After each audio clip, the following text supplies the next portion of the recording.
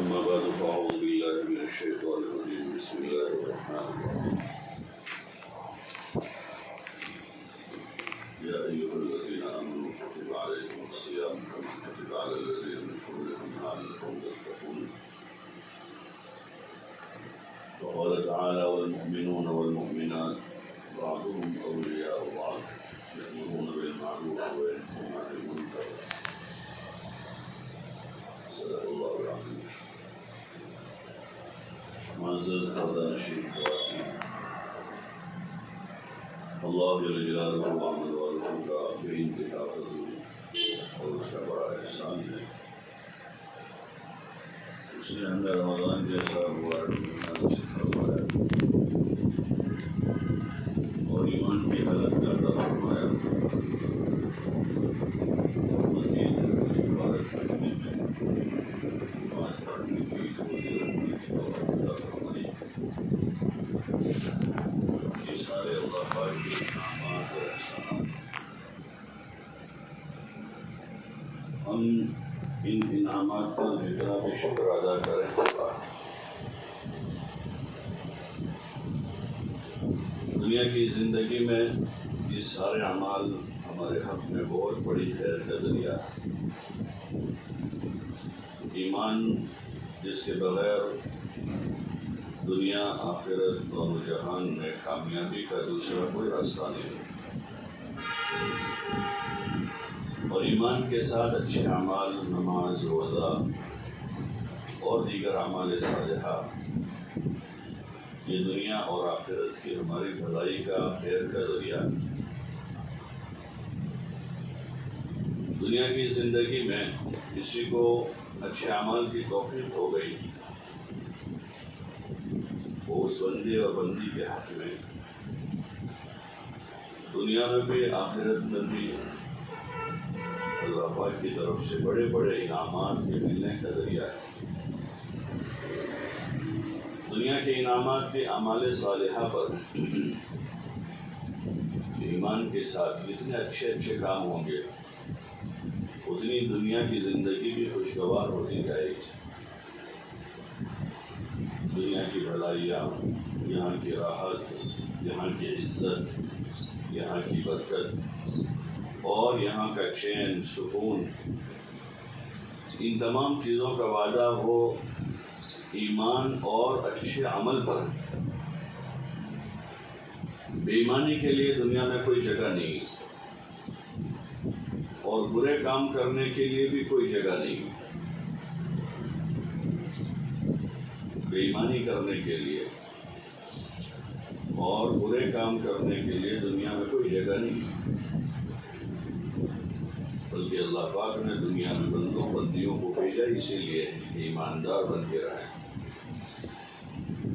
ایک اللہ کی عبادت کریں، اسی اللہ کو سب کچھ کرتا دھرتا سمجھیں، اسی کو اپنا خالق اور مالک سمجھیں، اسی اللہ پر یقین اور اعتماد کریں، اسی اللہ پر بھروسہ کریں، اپنی حاجتیں ضرورتیں اسی سے مانگیں،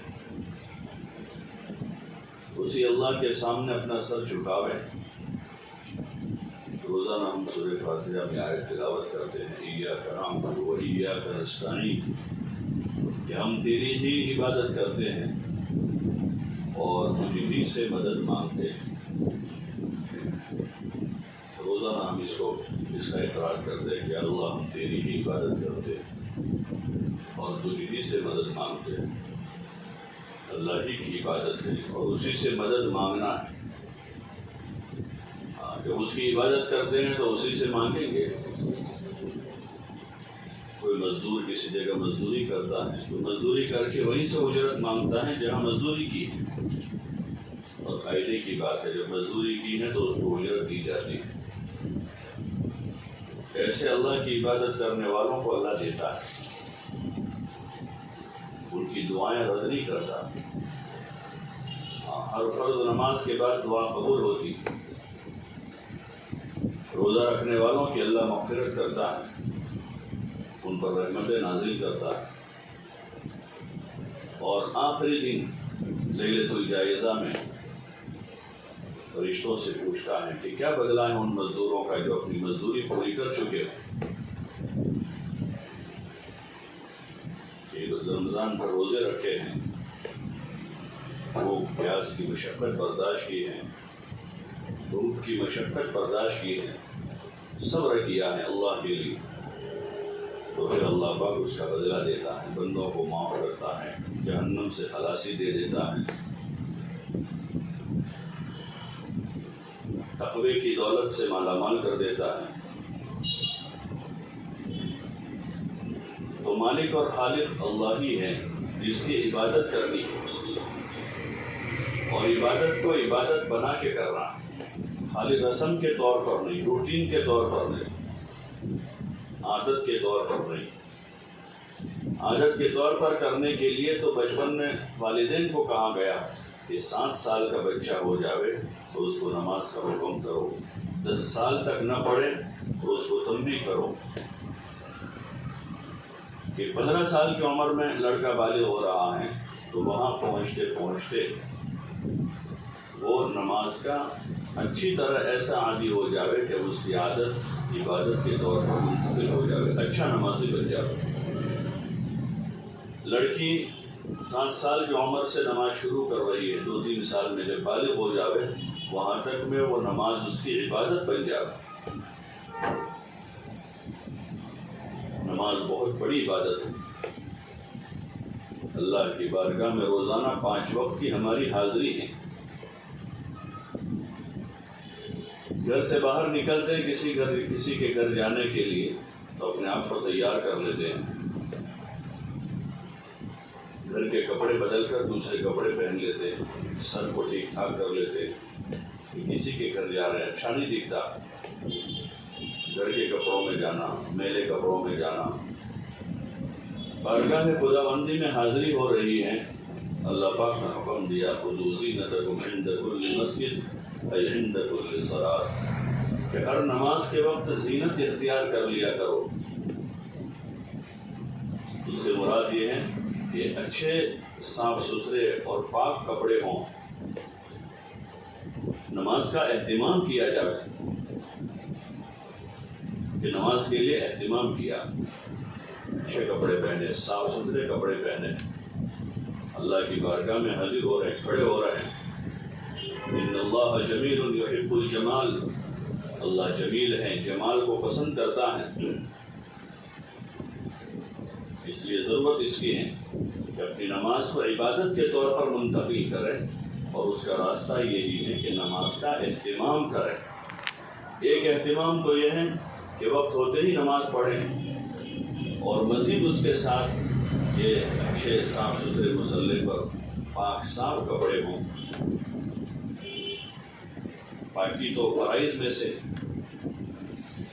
پاکی کے ساتھ ساتھ صاف ستھرے بھی ہوں، کہ ہم اللہ کے سامنے کھڑے ہو رہے ہیں، اس بات کا دھیان آ جائے۔ اگر وہ دھیان آ گیا تو پھر جو بہتر سے بہتر اچھے کپڑے ہوں گے وہی پہنیں گے، کہ ہم اللہ کے سامنے کھڑے ہیں، پھر میلے کچلے کپڑوں میں نماز نہیں پڑھیں گے۔ اہتمام ہے نماز کا یہ، دوپٹہ بھی صاف ستھرا ہو، بڑا ہو، جس سے سطر اچھی طرح چھپ جاتا ہو، اور دھیان جمع کر کے بارگاہ خدا بندی میں اللہ کے سامنے حضوری ہے، یہ اللہ کے سامنے حاضری ہماری ہو رہی ہے۔ وہ اللہ جو ہمارا مہربان رب ہے، جس نے ہم کو پیدا کیا، وہی کھلا رہا ہے، پلا رہا ہے، ساری حاجتیں ضرورتیں پوری کر رہا ہے۔ اس اللہ کے سامنے اطمینان سے کھڑے رہیں، اور 5 وقت کی نماز وقت پر پڑھنے کا اہتمام کریں۔ مردوں کے لیے تو مسجد میں جماعت ہوتی ہے، وہ جماعت کی پابندی کر لیتے ہیں، عورتوں کے لیے باقاعدہ باجماعت نماز تو نہیں ہے، گھر میں پڑھ لیتی ہے۔ تو اپنے گھر میں نماز کا وقت طے ہو، یہ نہ ہو کہ کبھی ظہر 1 بجے پڑھ لی، کبھی 3 بجے پڑھ لی، کبھی عشاء کی نماز 9 بجے پڑھی تو کبھی 12 بجے پڑھ لی، کبھی عصر 5:30 بجے پڑھی تو کبھی 6 بجے پڑھ لی۔ وقت میں پڑھی ہے تو ادا تو ہو جائے گی، نماز کے وقت میں پڑھی ہے تو نماز ادا ہو جائے گی، لیکن اہتمام صلاۃ مثلاً اذان ہوتے ہی روزانہ کا معمول بنا لیا کہ جیسے اذان ہو گئی ظہر، عصر، مغرب، عشاء، فجر، اذان ہوتے ہی اپنی نماز پڑھ لے گی. دوسرے کسی کام میں مشغول ہے، اذان ہو گئی، ابھی اس کام کو ایک طرف کر لیں. تو یہ ہوا کہ ہم نے نماز کو اہمیت دی، اللہ کے بلاوے کو ہم نے اہمیت دیا. گھر میں خاتون اپنا اچھا خاصا کام کرتی ہیں، اپنے کام میں مصروف ہیں، مشغول ہیں، لیکن وہ دیکھتی ہیں کہ گھر کے دروازے سے شوہر داخل ہو رہا ہے، اپنا سارا کام چھوڑ دیتی اور اس کی آمد پر اس کی حاجت ضرورت کا خیال کرتی ہے کہ ابھی ان کو بھوک لگی ہوگی، کسی کام سے آئے ہوں گے وہ، تو فوراً جا کر معلوم کرتے ہیں کہ کھانا کھانا ہے اور اپنے سارے کام کو چھوڑ کر اس کا کھانا تیار کرنے میں لگ جاتی ہے. یا ان کے وقت کا پتہ چلا کہ 2 بجے بھی آئیں گے تو اپنا سارا کام چھوڑ کر ان کے کھانا تیار کرنے کی تیاری میں وہ عورت لگ جاتی ہے کہ اپنے خاوند کی آمد کو اہمیت دیتی ہے، اپنا کام چھوڑ دیتی ہے. اپنے بچوں کا اسکول کا وقت ہو رہا ہے تو آرام میں سوئی ہوئی عورت جاگ جاتی ہے کہ ابھی آدھے گھنٹے کے بعد رکشہ آ جائے گا، اور روزانہ پابندی سے اسی وقت رکشہ آتا ہے. بچوں کو تیاری کروا کے ان کو رکشے میں بٹھا کر پھر گھر میں آتی ہے. یہ اہمیت دی اس کو. سب سے بڑا حق اللہ کا حق ہے، بڑا حق ہے اللہ کا، اور نماز اہم ترین فریضہ ہے، اس لیے نماز میں سستی نہ کرے بلکہ خوب اہتمام کے ساتھ ادا کرے اور توجہ سے نماز پڑھی جائے. اچھی طرح قیام کریں، رکوع کریں، سجدے کریں، قرات کو اچھی طرح سے پڑھیں، تیزی کے ساتھ نہ پڑھ لیں. نماز میں ہم جو پڑھتے ہیں تو ہم اللہ کو اپنا قرآن سنا رہے ہیں، اللہ سن رہا ہے. تعلیم کے حلقے میں بیٹھ کر قرآن کا حلقہ لگتا ہے تو کتنے آہستہ آہستہ پڑھتے ہیں کہ لوگوں کے درمیان میں پڑھ رہے ہیں، کوئی سن رہا ہے. نماز میں جو پڑھتے ہیں اللہ سن رہا ہے، اس لیے دھیان کے ساتھ نماز میں قرآن کی تلاوت کریں. اور نمازوں کے بعد دعائیں قبول ہوتی ہیں، اللہ سے مانگیں. نماز بڑا فریضہ ہے، اس لیے بڑے اہتمام کے ساتھ اس کو ادا کرنے کی کوشش کریں. 5 وقت کی فرض نمازوں کے علاوہ ماہ مبارک میں اللہ پاک نے اپنے ایمان والے بندوں بندیوں پر تراویح کو سنت قرار دیا. عشاء کی نماز کے ساتھ 20 رکعت تراویح کے لیے بھی فارغ رہیں، اور اس لیے رمضان کے مہینے میں دوسرے کام زیادہ نہ نکالیں تاکہ زیادہ تھکن نہ ہو جائے. ضرورت کے جو کام ہیں گھر کے وہ کر لیں، اور رات کے وقت کے لیے اپنے آپ کو فارغ کریں کہ عشاء کے بعد پھر تراویح پڑھنی ہے، اطمینان سے پڑھنی ہے. 2 رکعت پڑھ کے 20 رکعت تراویح کی. اپنے گھر میں ہی تراویح ادا کر لیں، اس میں سستی نہ کریں، متواتر سنت ہے یہ. ہاں، رمضان کی راتوں میں ادھر ادھر نہ جاوے کہیں، کوئی کام ہے دن کے وقت میں نپٹا لیں. وہ بھی بہت زیادہ ضروری کام ہے، گھر سے نکلنا پڑے ٹھیک ہے، ورنہ گھر کے بچوں کے ذریعے سے، گھر کے مردوں کے ذریعے سے اپنا کام کروا لیں اور خود گھر میں رہنے کا اہتمام کریں. اور عشاء بعد اپنی نماز ادا کریں. اپنی جوان بچیوں کو بھی ساتھ میں وضو کراویں، ان کو بھی وضو کروا دیں تاکہ وہ بھی نماز کی پابندی کریں. یہ نہ ہو کہ امی تو تراویح پڑھ رہی ہو اور بچیاں باہر محلے میں کھیل رہی ہو، دروازے پر بیٹھی ہوئی ہو. ان کو ابھی سے احساس دلاوے کہ تراویح کیا ہے، نماز کیا ہے. ان کو بھی اللہ کی ذات کی پہچان کراوے کہ نماز اللہ کی عبادت ہے، اللہ کے قرب کا ذریعہ ہے، جو ہمارا خالق ہے، جو ہمارا مالک ہے، جو ہمارا پالنہار ہے، جو مہربان رب ہیں. اس اللہ کی عبادت ہے، اس اللہ کو خوش کرنا ہے، اس کو راضی کرنا ہے. بچیوں کو ابھی سے عادی بناوے تاکہ ان کے اندر سستی نہ آئے. نمازوں کے اوقات میں ان کو یاد دلاوے اور ان کی نماز کی نگرانی کریں. جو ٹھیک نماز پڑھ رہی ہے نہیں پڑھ رہی ہے، پوری نماز پڑھ رہی ہے نہیں پڑھ رہی ہے، وہ ان کی نماز کی نگرانی کریں.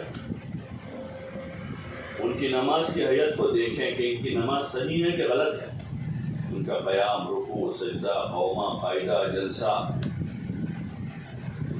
کبھی کبھار نماز میں پڑھنے کی چیزوں کا مذاکرہ بھی کر لیں. ایک دوسروں کو تحیات سنا دیں، دعائے قنوت سنا دیں، نماز میں پڑھنے کی جو صورتیں ہیں وہ سنا دیں کہ نماز صحیح ہو جائے. اور پھر نمازوں کے اوقات میں بچیوں کی نگرانی کریں کہ ان کی نماز صحیح ہو، اچھی ہو، وقت پر ادا کریں. اسی طرح تراویح، یہ بچیاں جو ہیں بجائے ایران قرآن میں لگنے کے اور بجائے غفلت میں لگنے کے اور بجائے کھیل کود میں لگنے کے اللہ کی عبادت کی عادی بنے. ابھی سے ان کا ذوق شوق عبادت کا بنے. ایمان والے ہونے کے ناطے ہمارا عبادت کا ذوق ہونا چاہیے. بچوں کا عبادت کا ذوق ہو کہ شوق سے نماز پڑھیں، شوق سے قرآن پڑھیں، شوق سے تسبیح پڑھیں، اللہ کا نام لینے میں مزہ آئے. اس کی کوشش کریں کہ گھروں میں تراویح اطمینان کے ساتھ، اور تراویح کے بعد اب اگر ہمت ہے کچھ عبادت کرنے کی، قرآن پڑھنے کی، ٹھیک ہے، ورنہ جلدی آرام کر لیں. زیادہ دیر جاگے نہیں. یہ رمضان کی مبارک راتیں ہیں. اگر عبادت میں جی لگ رہا ہے تو عبادت کریں، ورنہ اس کو ایران قرآن میں، غفلت میں، لایانی میں ضائع نہ کریں، بلکہ شروع رات میں آرام کر لیں تاکہ اخیر رات میں پھر جلدی اٹھ سکیں. تہجد میں پھر جلدی اٹھ جاوے. اچھی طرح اطمینان سے تہجد پڑھیں، توبہ کریں، استغفار کریں. اللہ کے بھلے اور نیک بندوں کی صفت بتائی ہے کہ وہ اخیر رات میں بستر پر نہیں ہوتے ہیں، بلکہ اخیر رات میں وہ اللہ کے سامنے کھڑے ہوتے ہیں. فَتَجَافَىٰ جُنُوبُهُمْ عَنِ الْمَضَاجِعِ يَدْعُونَ رَبَّهُمْ خَوْفًا وَطَمَعًا وَمِمَّا رَزَقْنَاهُمْ يُنْفِقُونَ. ان کے پہلو ان کے خوابگاہوں سے جدا رہتے ہیں، اللہ کو پکارتے ہیں، اس سے ڈرتے ہوئے اور اس سے پر امید ہوتے ہوئے، اور جو کچھ اللہ پاک نے ان کو جان مال دیا ہے اس کو اللہ کے راستے میں خرچ کرتے ہیں. یہ اللہ کے نیک بندوں کی صفت ہے، یہ اللہ کی نیک بندیوں کی صفت ہے. رات کے اخیر پہر میں اٹھ جائیں اور پھر اطمینان سے تہجد پڑھیں، استغفار کریں، توبہ کریں، اپنے گناہوں پر اللہ کے سامنے روئیں کہ اللہ ہم گنہگار ہیں، ہم خطا کار ہیں. اپنے جرائم کا اقرار کریں. اللہ کو یہ بہت پسند ہے. کون ایسا ہوگا جو پاک صاف ہو، صاف ستھرا ہو؟ خود اللہ کہہ رہا ہے لا تزکوا انفسکم هو اعلم بمن اتقى، کہ تم اپنے آپ کو پاک صاف رکھو، اللہ جانتا ہے تم میں تقوی والا کون ہے. اللہ کے نیک بندے کبھی اپنے پاک ہونے کا دعویٰ نہیں کرتے کہ ہم صاف ستھرے ہیں. وہ تو ہمیشہ روتے رہتے ہیں کہ ہم گنہگار ہیں، خطا کار ہیں. نیکیاں کر کے روتے ہیں وہ کہ اللہ ہمیں معاف کر دے، ہم گنہگار ہیں. تیری عبادت کا جو حق ہے وہ ادا نہیں کر پائے. روزہ رکھنے کا، نماز پڑھنے کا، تراویح پڑھنے کا ہم حق ادا نہیں کر پائے. وہ اپنی عبادتوں کے قصیدے نہیں پڑھتے ہم نے اتنے ختم کیے اور اتنی رکعتیں پڑھی اور اتنی تہجد پڑھی، بلکہ وہ تو سارا کر کے اس کو چھپا لیتے ہیں اور پھر روتے اللہ کے سامنے کہ اللہ جیسا حق تھا ایسی نماز نہیں پڑھ سکے، جیسا حق تھا ویسا ہم قرآن نہیں پڑھ سکے، جیسے تیرے بندوں بندیوں کی خدمت کرنی چاہیے اللہ ہم نہیں کر سکے. تو ہماری کوتاہیوں سے درگزر فرما. جو کچھ ہم بھول گئے یا اللہ اس پر تو ہماری پکڑ نہ فرما. لا تؤاخذنا ان نسینا او اخطانا. یا اللہ بہت کچھ ہم بھول جاتے ہیں، جو بھول چکے ہیں اس پر، اور جو ہم سے بھول خطا ہوئی ہو ان خطاؤں پر ہماری پکڑ نہ فرما. اللہ کے سامنے استغفار اور توبہ یہ اللہ کو بہت پسند ہے. جب رات میں اٹھ کر تہجد پڑھیں، دعا مانگیں، اپنے لیے مانگیں، اپنے بچوں کے لیے مانگیں، اپنے گھر والوں کے لیے مانگیں، پوری امت کے لیے مانگیں. دعا کے آداب کے ساتھ دعا مانگیں. دعا میں سب سے پہلے اللہ کے حمد و ثنا کریں گے، پھر حضور علیہ السلام پر درود و سلام بھیجیں، پھر اس کے بعد سب سے پہلے اپنی مغفرت مانگیں کہ اللہ مجھے معاف کر دے، پھر اپنے گھر والوں کی مغفرت مانگیں، اور پھر پوری امت کے لیے سب سے پہلے مغفرت کا سوال کریں. یہ ہماری بڑی حاجت ہے، مغفرت. رمضان میں جو 4 کلمات حضور علیہ السلام نے پڑھنے کو کہے اس میں ایک مغفرت ہے. لا الہ الا اللہ استغفر اللہ اسألک الجنہ. استغفر اللہ جو ہے اس میں وہی ہے کہ ہم اللہ سے مغفرت چاہ رہا ہے کہ اللہ مجھے معاف کر دے، یا اللہ مجھے معاف کر دے. جنت کا سوال ہے. اور وَأَعُوذُ بِكَ مِنَ النَّارِ، کہ اللہ جہنم سے ہمیں بچا دے، جہنم سے پناہ ہے، جس کی حضور علیہ السلام نے تاکید فرمائی. اس لیے دعا میں جی لگا کر، ہاں اللہ کے سامنے ہم ہیں، اللہ ہماری سن رہا ہے، اس طرح دعا مانگے اور لمبی دیر دعا میں رہیں. جتنا اللہ سے تعلق زیادہ ہوگا اتنی دعا میں مزہ آئے گی. مغفرت مانگیں، پھر ہدایت مانگیں. نماز میں ہر رکعت میں ہم پڑھتے اهدنا الصراط المستقیم. کوئی ہدایت ہے اللہ سے، اللہ ہمیں ہدایت دے دے، یا اللہ ہمیں ہدایت دے دے. پھر اللہ مزید ہدایت دے گا، مزید توفیق دے گا.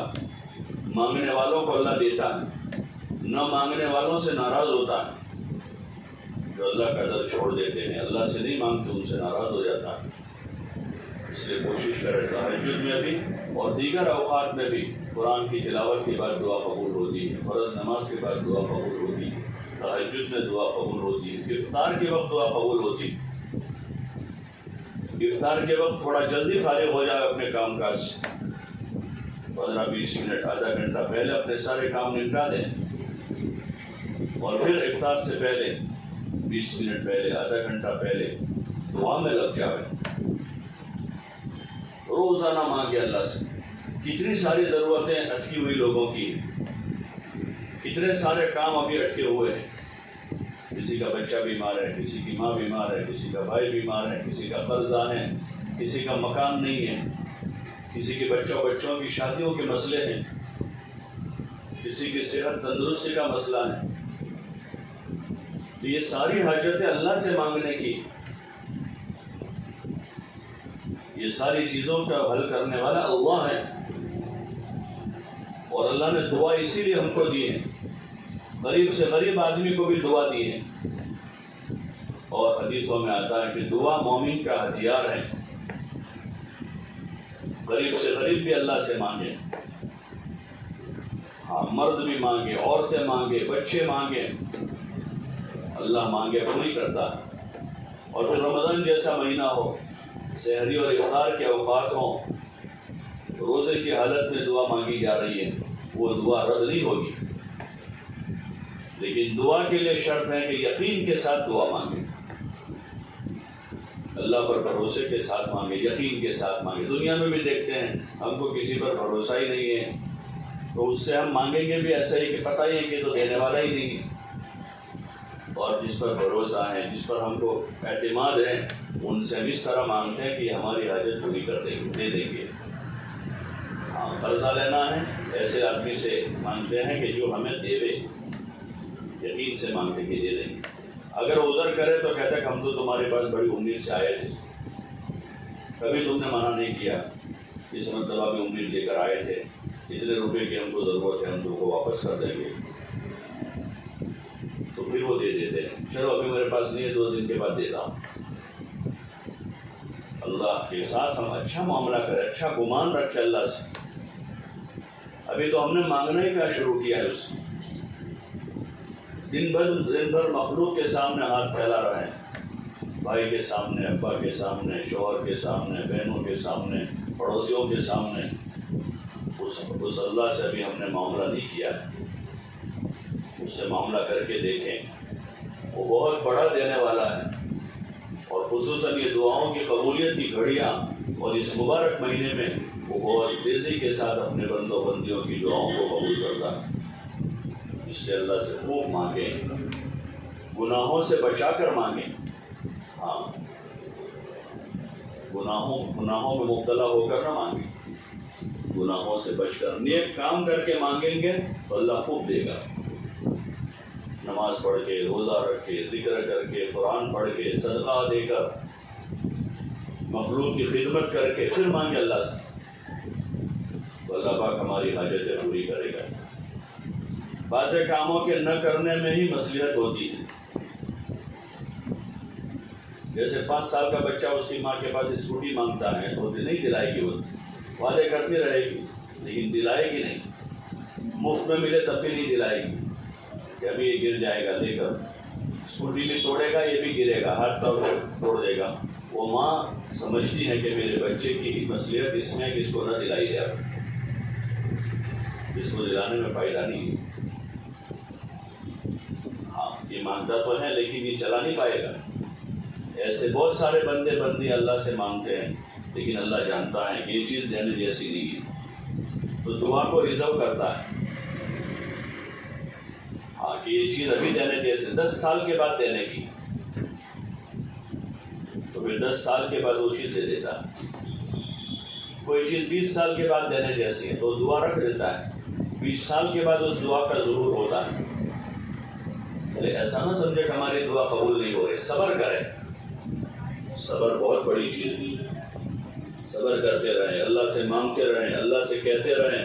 وہ 70 ماؤں سے زیادہ رحم کرنے والا ہے۔ جیسے ایک ماں اپنے بچے کو روتا ہوا گوارا نہیں کرتی، ایسے وہ اپنے بندوں بندیوں کو مصیبت میں گوارا نہیں کرتا، لیکن وہ حقیقت کو مصیبت نہیں ہوتی، وہ رحمت ہوتی، ہم اس کو مصیبت سمجھتے۔ جیسے چھوٹا بچہ بہت دوڑ بھاگ کر رہا ہے، بار بار گھر میں سے باہر نکل جاتا ہے اور باہر روڈ پر بائک آ رہی ہے، سائیکلیں آ رہی ہیں، کاریں آ رہی ہیں، وہ ماں اکیلی ہے، اس کو سنبھالنے والا کوئی نہیں ہے، تو پھر اس بچے کے پیر میں رسی باندھ کر اس کو پلنگ کے ساتھ باندھ دیتی۔ وہ بچہ سمجھتا ہے میرے اوپر مصیبت آئی، اور زور زور سے روتا ہے، لیکن وہ مصیبت نہیں ہوتی، وہ باندھنا رحمت ہوتا ہے۔ یہ ماں کی مہربانی ہے، اس لیے اس کو باندھا ہے، مہربانی میں باندھا ہے، اس کو پریشان کرنے کے لیے باندھا ہے، اس کو بڑی مصیبت سے بچانے کے لیے باندھ دیا ہے۔ ایسے اللہ کی طرف سے بعض مرتبہ بعض چیزیں نہیں ملتی ہیں تو وہ ہمارے اوپر مہربانی ہوتی ہے، اس لیے دعائیں مانگے، خوب مانگے اللہ سے، اور پوری امت کے لیے مانگے۔ پوری امت پریشان ہے اپنے گناہوں کی وجہ سے، اس لیے سب سے پہلے دعا میں توبہ کریں کہ اللہ ہم گنہگار ہیں، خطا کار ہیں، ہماری توبہ قبول کر لے، ہم کو معاف کر دے۔ امت کے لیے معافی مانگے کہ اللہ پوری امت کو معاف کر دے، ایک ایک گنہگار کو توبہ کی توفیق دے دے، اور پھر امت کی مغفرت مانگے، امت کی ہدایت مانگیں، لوگوں کے جو کام اٹکے ہوئے ہیں اس میں اللہ سے عافیت مانگیں، بے اولاد کے لیے اولاد مانگیں، بے روزگار کے لیے روزی مانگیں، پریشان حال کی پریشانی کو اللہ سے کہیں کہ دور کر دے، بے نکاح کے لیے نیک جوڑا مانگیں، بے گھر کے لیے گھر مانگیں، اور دنیا بھی مانگیں، آخرت بھی مانگیں۔ ہاں آخرت کی منزلوں کو بھی یاد رکھیں دعا میں کہ اللہ اس نے خاتمہ دے، ایمان والی موت دے، کلمے والی موت دے، وقت پر قبر کے عذاب سے، جہنم کے عذاب سے، شدت حساب سے، آخرت کی پریشانیوں سے حفاظت کر لے، اپنی رضا دے دے، حضور کی شفاعت دے دے، جنت الفردوس میں جگہ دے۔ اپنی آخرت کو یاد کریں، بار بار موت کو یاد کریں۔ حدیثوں میں ہے کہ لذتوں کو توڑنے والی موت کو کثرت سے یاد کرو۔ یہاں بھی بہت زیادہ لذتوں میں جی لگ رہا ہے، گھومنے پھرنے میں، اچھے اچھے کھانے میں، اچھے اچھے کپڑوں میں، اور اس سے اوپر خواہشات میں جی لگ رہا ہے، بے حیائی کے ساتھ پھرنے میں، اپنی چاہتیں پوری کرنے میں جی لگ رہا ہے۔ موت کو یاد کریں کہ ایک دن موت آنے والی ہے، ہاں ایک دن موت آنے والی ہے، سارا رنگ روپ ختم ہو جائے گا، سارا حسن و جمال مٹی میں مل جائے گا، سارے زیور ہی چھوٹ جائیں گے، سارے ڈیزائن قسم قسم کے کپڑے، کلر کلر کے کپڑے سب یہاں چھوٹ کر سفید کفن میں لپیٹ دیا جائے گا۔ اپنی موت کو یاد کریں تاکہ لذتیں کم ہوں، لذتیں ٹوٹیں۔ ہاں یہاں روزانہ صبح شام اندر دل میں ارمان اٹھتے ہیں اور خواہشیں پیدا ہوتی ہیں، ایسا کپڑا، ایسا زیور، اس کے جیسی دکھوں، اس کے جیسی دکھوں۔ یہ سارے اندر کے وہ جذبات ہیں جو جذبات جو ہیں دین سے اعمال سے دور کر دیتے ہیں، غفلت طاری کرتے ہیں، اپنی قبر کو یاد کریں، یہ سارا یہاں چھوٹ جائے گا۔ کلر کلر کے کپڑے، قسم قسم کے سارے کپڑے یہی کے ہی رہ جائیں گے۔ ہمارے ساتھ جو جائیں گے وہ ہمارے اچھے عمل ہوں گے، ہمارا ایمان، ہمارا تقوی، ہماری نماز، ہمارا روزہ، ہماری حیا، یہ ہمارے ساتھ جائے گا سب۔ اس لیے موت کو یاد کریں کہ مرنا ہے، قبر میں جانا ہے، اکیلے تنہا سونا ہے۔ اس قبر میں ہمارے ساتھ ہمارے نیک عمل ہوں گے، ہماری نماز، ہمارا روزہ، ہماری تلاوت قرآن شریف، یہ ہمارے ارد گرد ہو جائیں گے قبر میں۔ ہاں، یہ ہمارے ارد گرد ہوں گے، دنیا یہی رہ جائے گی۔ اس خبر کو یاد کریں تاکہ لذتیں ٹوٹیں۔ حدیث میں حضور نے فرمایا ہے کہ لذتوں کو توڑنے والی موت کو کثرت سے یاد کرو، روزانہ یاد کریں موت۔ ایک جگہ علماء نے لکھا ہے کہ جو 25 مرتبہ موت کو روزانہ یاد کریں، 25 مرتبہ، اللہ پاک ان کو اچھی موت نصیب کرتا ہے۔ اپنی موت کو یاد کریں۔ حضور علیہ السلام کے معمولات میں تھا کہ آپ ایک دعا پڑھا کرتے تھے، اللہم بارک لی فی الموت وفی ما بعد الموت، کہ اللہ میری موت میں بھی برکت دے دے اور ما بعد الموت میں بھی برکت دے دے۔ اپنی موت کو یاد کریں، جب چاہتے ہیں، خواہشیں اوپروری ہو تو موت یاد کریں۔ بہت زیادہ اچھلنے کودنے کے جذبات بن رہے ہیں، بہت زیادہ قسم کے کپڑے اور بن سور کر گھومنے پھرنے کے جذبات پیدا ہو، اس وقت بیٹھے بند کمرے میں اور یاد کرے کہ ایک دن آئے گا یہ سارے کپڑے دھرے کے دھرے رہ جائیں گے، ہاں، اور سفید کفن لپیٹ کر جنازے میں رکھ دیا جائے گا اور پھر چند لوگ اٹھا کر لے جا کے قبر میں دفن کر دیں گے، اور وہاں میرے ساتھ یہ کچھ کام نہیں دے گا۔ تو چاہتوں پر، خواہشوں پر کنٹرول ہو جائے گا، پھر گناہ کم ہو جائیں گے، پھر نیکیوں کی رغبت بڑھ جائے گی۔ اس لیے اپنے آپ پر قابو کریں، اپنی بچیوں کو یہ سمجھائے، ان کو موت یاد دلاوے کہ بیٹا مرنا ہے، قبر میں جانا ہے، اللہ کو منہ دکھانا ہے۔ یا چند دنوں کی یہ ساری رنگریلیاں ہیں، چند دنوں کی رنگریلیاں ہیں، پھر اس کے بعد جو ہے وہ اکثر تو جیتے جی خدا ٹھکانے لے آتا ہے، حالات ایسے پیدا کر دیتا ہے۔ کسی کو بیماری دے دی کہ بہت اپنے حسن و جمال پر ناز تھا، بہت اپنے مال و منال پر ناز تھا، کوئی بیماری خدا نے دے دی اور اس کو قابو میں کر لیا، کیونکہ وہ مہربان ہیں۔ وہ بیماری بھی مہربانی ہوتی، کسی کا مال ختم کر دیا، وہ بھی خدا کی مہربانی ہوتی ہے کہ اس کو مال دیا ہے تو مال کے ساتھ بغاوت آ رہی ہے، کسی کو ایسے حالات پیدا کر دیے، وہ بھی اس کی مہربانی کا تقاضا ہوتا ہے۔ اپنی بچیوں کو سمجھاویں، اپنی بیٹیوں کو سمجھاویں، اپنے بچوں کو سمجھاویں کہ دنیا میں خدا نے جو نعمتیں دی ہیں وہ نعمتیں خدا کو راضی کرنے کے لیے، خدا کو ناراض کرنے کے لیے نہیں ہیں۔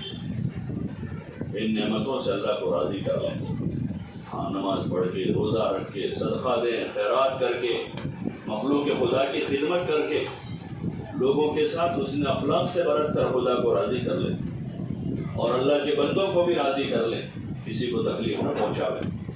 اگر تکلیف پہنچی معافی مانگ لیں، چھوٹے باپ کے بن جاوے، معافی مانگیں، ہاں، معافی مانگنے کی عادت رکھیں، اللہ سے بھی معافی مانگیں، اللہ کے بندوں سے بھی معافی مانگتے رہیں تاکہ ہمارا بوجھ ہلکا ہو جائے۔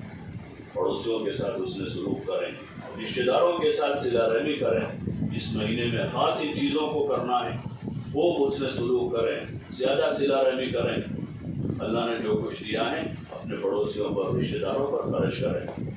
جن کے پاس مزید ہے، نصاب کے قدر مال ہیں، تقریباً 40,000 کی مالیت کے قریب سونا، چاندی یا روپڑ رقم مال تجارت ہے، تو ان پر زکوٰۃ واجب ہو جاتی ہے۔ وہ عورتیں اپنے مال کی زکوٰۃ ادا کریں، ان کے اوپر خود زکوٰۃ دینا فرض ہے، وہ زکوٰۃ نہیں لے سکتی، بلکہ ان کو زکوٰۃ دینی ہے۔ جن کے پاس نصاب کے بقدر مال ہے یا اتنی مالیت ہے، ان کو زکوٰۃ ادا کرنی ہے۔ محلے میں غریبوں، یتیموں کو دیکھیں، غریب یتیم بھی ضرورت مند ہوں، ورنہ بہت سارے غریب جو ہیں وہ ان پر زکوٰۃ واجب ہے، بہت سارے یتیموں پر زکوٰۃ واجب ہے، بہت ساری بیواؤں پر زکوٰۃ واجب ہے، کیونکہ ان کے پاس سونا ہے۔ یہ اس زمانے میں 1 تولہ بھی سونا ہوگا تو اس کے کم مقدار پر زکوٰۃ واجب ہو جاتی ہے، کیونکہ سونا 50,000 روپے کا ہے اور زکوٰۃ کا نصاب 40,000 ہے۔ سونا ہے، چاندی ہے، روکڑ رقم ہے، اپنے مال میں دیکھیں، چاہے وہ سونا چاندی پہننے کا ہو اس پر بھی زکوٰۃ واجب ہے۔ ہاں، اس لیے غریب کو تلاش کریں، زکوٰۃ کی رقم دینے میں غریب تلاش کریں، اور باقی نفل رقم ہے، صدقہ خیرات ہیں، وہ سب کو دے سکتے ہیں، ہدیہ ہیں وہ سب کو دیں، لیکن جو زکوٰۃ واجب جو دینا واجب ہوتا ہے، زکوٰۃ یا ایسی نظر وغیرہ، تو اس کے لیے غریب کو تلاش کرنا ہوگا۔ باقی ہدیہ دینے کے لیے، تحفہ دینے کے لیے کسی کو بھی دے سکتے ہیں، اس لیے کوشش کریں جن پر زکوٰۃ واجب ہے وہ زکوٰۃ ادا کریں۔ جو زکوٰۃ کی مستحق نہیں ہے ایسی عورتیں زکوٰۃ نہ لیں، ورنہ وہ حرام مال ان کے پاس آ جائے گا، وہ غلط مال آ جائے گا۔ ان کے پاس پہلے سے 10,000 تھے اور سونا چاندی ان کے پاس، اس وجہ سے وہ زکوٰۃ نہیں لے سکتی ہیں۔ اب انہوں نے 500-200 روپے کسی کے زکوٰۃ کے لے لیے تو انہوں نے اپنا سارا پیسہ خراب کر دیا۔ جیسے کسی کے پاس آدھا کلو دودھ تھا، اس دودھ میں تھوڑی سی پیشاب ڈال دی تو سارا دودھ خراب کر دیا۔ اس لیے اس کے مسائل علماء سے معلوم کریں، زکوٰۃ لینے کے دینے کے، مزید صلہ رحمی کریں، اچھے اخلاق سے برتیں، کسی کو ہمیں سے پہلے تکلیف پہنچے معافی مانگ لیں، کسی کے قطع تعلقی ہیں تو رشتہ جوڑ لیں، ورنہ اس مبارک مہینے میں بھی قطع تعلقی کرنے والوں کی مغفرت نہیں ہوتی۔ اپنی بہنوں سے، بھائیوں سے، اماں سے، خالہ سے، پھوپھیوں سے، پڑوسیوں سے کوئی 19-20 ہو گئی ہے، رشتہ جوڑ لیں، معافی مانگ لیں، ورنہ اس مبارک مہینے میں روزے رکھ کر بھی مغفرت نہیں ہوگی، شب قدر میں مغفرت نہیں ہوگی، کیونکہ قطع تعلقی کر رکھی۔ اس لیے چھوٹے باپ کے بن جاؤ، رشتے ناتوں کو جوڑیں، صلہ رحمی کریں۔ ہاں، سب سے اچھا گمان رکھیں، ملنا جلنا بہت زیادہ نہ رکھیں کہ لڑائیاں ہو جائیں۔ آج کل لوگ بہت زیادہ ملتے ہیں، جب تعلق ہو جاتا ہے تو روزانہ 2 گھنٹے 4 گھنٹے 6 گھنٹے ساتھ میں، روزانہ صبح ہوئی تو بھائی کے گھر اور شام ہوئی تو بہن کے گھر، اور پھر 2-4 مہینوں میں تعلقات ایسے خراب ہوئے جب 6 مہینے تک نام لینے کو راضی نہیں۔ تعلقات میں بھی مریادہ رکھیں۔ ہاں، ایک صحابی دیہات سے آتے تھے، حضور صلی اللہ علیہ وسلم کی خدمت میں بار بار آتے تھے، تو حضور نے فرمایا زر غبا تزدد حبا، کہ کبھی کبھی آؤ محبت زیادہ رہے گی۔ ہاں، روزانہ جانے سے زیادہ محبت بڑھتی نہیں، کم ہو جاتی۔ ہاں، مریادہ میں رہیں، آنا جانا جو ہے وہ ترتیب کے ساتھ رکھیں، ماں کے گھر، بہن کے گھر، بھائی کے گھر کیا ہے آمد و رفت رکھیں، لیکن وہ ترتیب کے ساتھ ہو، کبھی کبھی ہوگا تو محبت برقرار رہے گی۔ اپنی زبان میں کہیں کہ ویلیو باقی رہے گا، اور روزانہ ہی شام ہوئی چلے گئے تو کوئی ویلیو نہیں رہے گا۔ ہاں، محبت اسی میں ہے کہ بقدر ضرورت ملے۔ ہاں، کوئی حاجت ضرورت ہو تو ضرور جاؤ، کہ بیمار ہے خدمت کی ضرورت ہے تو روزانہ جاؤ، لیکن خدمت کے لیے جاؤ، ورنہ بیماروں کے وہاں جا کر لوگ بوجھ بن جاتے ہیں۔ کوئی بیمار ہے بیچارہ، اب صبح سے شام تک لوگ آتے جاتے رہتے، کوئی آیا آدھا گھنٹہ بیٹھتا ہے، کوئی 1 گھنٹہ بیٹھا، اور ہر ایک اپنی فرصت سے جاتا ہے۔ ابھی یہ رمضان کی چاند رات میں ایک جگہ میں گیا تو انہوں نے کہا کہ یہ ابھی آج چاند دکھا ہے اور ابھی یہ بیمار کو دیکھنے کے لیے آئے، یہ کوئی بیمار کو دیکھنے کا وقت ہے، یہ اب چاند دکھا ہے تو تراویح کی تیاری کرنی، جانے آنے کے وقت ہوتے ہیں۔ کسی کے گھر کسی کا انتقال ہو جاتا ہے تو 4 مہینے 10 دن تک وہ گھر والے قید ہو جاتے ہیں، صبح سے شام تک لائن لگی رہتی۔ تعزیت تو 3 دن ہوتی، تعزیت 3 دن، کسی کا انتقال ہوا تو تعزیت 3 دن ہے اسلام میں، کہ وہ 3 دن میں کسی ایک مرتبہ جا کر ان کو تسلی دے دیں، ان کی حوصلہ افزائی کر دیں، اس مصیبت میں ان کی تعزیت کر لیں۔ اب 4 مہینے 10 دن تک لگاتار طاقہ بندھا رہتا ہے، نہ ان کو سونے دے رہا ہے کوئی، نہ ان کو کھانے میں کوئی مزہ آ رہا ہے۔ ابھی دسترخوان لگا تھا کہ 2-4 مہمان آ گئے، ابھی بیچارے سونے کے لیے لیٹے ہی ہے کہ کوئی آ گیا، وہ جائے تو دوسرا اس کے پیچھے کوئی آ رہا ہے۔ یہ طریقہ نہیں ہے، اسلام میں ہر چیز کا ادب سکھایا ہے، کسی کے گھر جانے کا ادب ہے، کب جانا چاہیے کب نہیں جانا چاہیے، ان کی راحت آرام کا خیال کرنا چاہیے۔ یہ ساری اسلامی زندگی ہے۔ جب یہ زندگی وجود میں آئے گی ساری لڑائیاں ختم ہو جائیں گی، اس لیے کہ حق پامال ہو رہے ہیں، اس طرح کی بے ترتیب زندگی سے ہم پامال ہو جاتے ہیں، پھر لڑائیاں ہوتی ہیں دل میں نفرتیں پنپتی۔ اس لیے کوشش کریں کہ آداب زندگی کو سیکھیں۔ یہ مبارک مہینہ قرآن کا مہینہ ہے اور قرآن میں اسی کا پیغام ہے، تو قرآن کو سیکھیں، سمجھیں۔ جن بہنوں کو پڑھنا نہیں آتا وہ قرآن سیکھیں، جن کو آتا ہے وہ تلاوت کریں، اچھی تلاوت کریں، تلاوت آواز کے ساتھ کریں، ہلکی آواز سے پڑھیں، من میں نہ پڑھیں، ہلکی آواز سے پڑھیں، قرآن کو سیکھیں، سمجھیں، جو ضروری مسائل ہیں وہ سیکھیں، پاکی ناپاکی کے، معاشرت کے، گھر کے، زندگی کے، میاں بیوی کے حقوق، اولاد کے حقوق، پڑوسیوں کے حقوق کے جو بنیادی ضروری مسائل ہیں اس کو سیکھیں، سمجھیں، اس میں وقت لگائیں۔ روزانہ کا گھنٹہ 2 گھنٹہ اس کے لیے متعین کریں تاکہ دوسرے ادھر ادھر کے ایران قرآن کے کام نہ نکلیں۔ باقی پورے رمضان کو اہتمام کریں، یہ نہ ہو چند روزوں کے بعد عید کی تیاری میں ایسے لگ گئے کہ بھول گئے کہ رمضان ہے بھی کہ نہیں، بلکہ پورے رمضان کا اہتمام کریں۔ رمضان کے دنوں میں بھی، رمضان کی راتوں میں بھی ہر قسم کے گناہوں سے اپنے آپ کو بچاویں، زیادہ اپنے گھر سے باہر نہ نکلیں، گھر میں رہتے ہوئے نماز، روزہ، تراویح، تلاوت، ذکر، عبادت، دعا، گھر میں رہتے اپنے گھر والوں کی، پڑوسیوں کی خدمت کریں۔ جو کچھ اللہ نے جان مال دیا ہے اس میں سے ہم ان کی خدمت کریں اور اللہ سے مانگے، اللہ کرے یہ رمضان ہمارے حق میں خیر و خوبی کا ذریعہ بن جائے۔ اور گھر میں روزانہ فضائل نماز، ذکر، قرآن کے ساتھ ساتھ فضائل رمضان کی بھی تعلیم کریں۔ روزوں کی فضیلت ہے، اس میں قرآن کی فضیلت ہے، افطار کی فضیلت ہے، سحری کے فضائل ہیں، اعتکاف کے فضائل ہیں۔ اللہ جن کو توفیق دے ابھی سے طے کریں کہ آخری عشرے میں اعتکاف کرنا ہے۔ اور عورتوں کے لیے اعتکاف بہت آسان ہے کہ اپنے گھر میں ہی رہنا ہے، اپنے گھر میں رہنا ہے کہ گھر کے کونے میں رہتے ہوئے، گھر میں بچیاں ہیں، بہویں ہیں، ان کے ذریعے سے گھر کا کام ہو جائے گا، وہ ایک کونے میں بیٹھے اعتکاف کر کے اللہ سے لو لگائے گی، دعا مانگے گی، عبادت میں وقت گزرے گا۔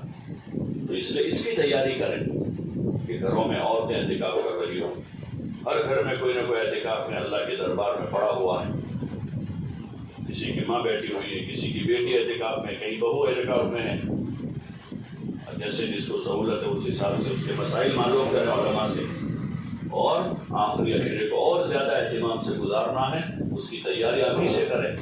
یہ نہ ہو کہ رمضان عید کی تیاریوں میں گزر جائے اور رمضان کی مبارک ساعتیں برباد ہو جائیں۔ اس لیے ابھی سے اس کی کوشش کریں، فضائل رمضان کی تعلیم کریں، ہفتہ واری جو تعلیم ہو رہی ہے اس میں پابندی کریں۔ جو بہنیں آج نہیں آ پائی ہیں ان کو یاد دہانی کریں کہ آئندہ ہفتے وہ آ جائیں تاکہ ان کے کانوں تک خیر کی بات پہنچے، وہ بھی خیر کے کاموں میں خود شریک ہونے والی بن جاوے اور خیر کی داعی بن جاوے۔ اللہ پاک ہمیں عمل کی توفیق عطا فرمائے۔ اللهم لك الحمد كله ولك الشكر كله ولك الملك كله ولك الخلق كله وبيدك الخير كله وإليك يرجع الأمر كله. اللهم لا أحصي ثناء عليك أنت كما أثنيت على نفسك.